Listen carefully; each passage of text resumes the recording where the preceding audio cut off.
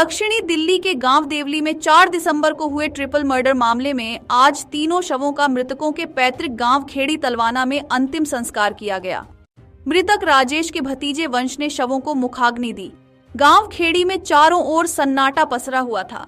मृतक राजेश के छोटे भाई मनदीप सिंह ने कहा कि उसका भतीजा अर्जुन ऐसा नहीं था, किसी न किसी ने उसे गुमराह किया या फिर समाज का उस पर असर हुआ है। गौरतलब है कि दक्षिणी दिल्ली के गांव देवली में 4 दिसंबर को बेटे अर्जुन ने अपने पिता राजेश, मां कोमल और बहन कविता की चाकू से गला रेतकर हत्या कर दी थी। बीती रात तीनों के शवों को उनके पैतृक गांव खेड़ी लाया गया। जैसे ही ग्रामीणों को इसकी सूचना मिली, पूरे गांव में सन्नाटा पसर गया। तीनों के शव एक साथ उठते देखकर हर व्यक्ति की आंखें नम हो गईं।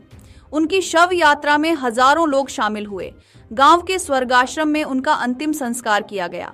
पति पत्नी दोनों को एक चिता पर रखा गया, जबकि बेटी की चिता अलग बनाई गई। तीनों शवों को मुखाग्नि मृतक राजेश के 15 वर्षीय भतीजे वंश ने दी। अपने बच्चे का भविष्य बनाए शानदार।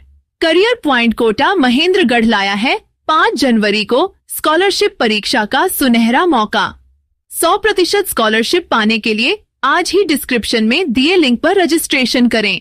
31 सालों का विश्वास और अत्याधुनिक तकनीक के साथ कोटा का प्रसिद्ध कोचिंग संस्थान महेंद्रगढ़ में भी। अधिक जानकारी के लिए स्क्रीन पर दिए गए नंबर पर कॉल करें। जी, सबसे पहले तो मैं अपना परिचय देता हूँ। मैं मनदीप सिंह, करनी सेना प्रदेश अध्यक्ष हरियाणा। और जो राजेश इस हताहत में एक्सपायर हुए हैं, उनका मैं ताऊ का लड़का हूँ, वो मेरे चाचा के लड़के थे। और जो कोमल थी वो मेरी भाभी जी थी, और जो कविता लड़की है वो मेरी भतीजी थी। और आज जो ये दाह संस्कार हुआ है, इसमें जो मुखाग्नि दी है वो मेरे जो दूसरे वाले भाई है राकेश, उनके पुत्र वंश ने मुखाग्नि दी है। तो अभी जो पुलिस जो जांच कर रही है उसमें क्या सामने आया है? सर, अभी तक जो पुलिस ने जांच की है वो शाम तक तो कुछ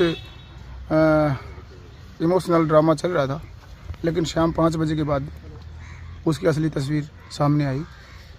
और जब पुलिस ने सख्ताई से उससे बात की तो वो चीज़ें सारी उसने बताई कि हाँ, इस हिसाब से मैंने ये कत्ल किया है। तो इसके पीछे कोई इस षड्यंत्र में कोई और भी शामिल हो सकता है? जी, इस बारे में हमें तो इतनी ज़्यादा नॉलेज नहीं है। ये षड्यंत्र तो अगर पुलिस चाहेगी तो उसको निकाल पाएगी।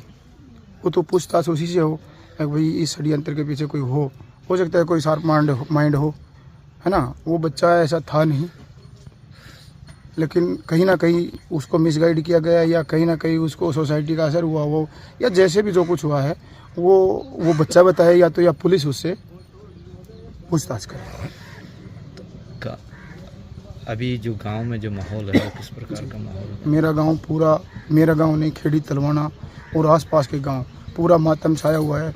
आज आपने देख भी ली होगी भीड़, कितनी ज़्यादा लोग आए हुए हैं। यहाँ कई हज़ारों की तादाद में आज लोग आए हैं।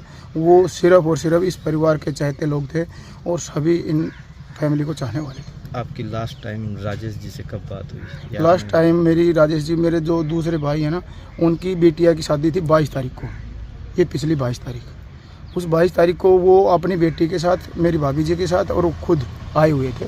उस टाइम शाम को मेरी मुलाकात हुई थी।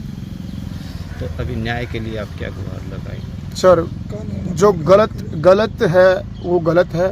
कानून अपना काम करे, और कानून के में जो कड़ी से कड़ी सज़ा हो वो उस आदमी को, दोषी को दी जाए।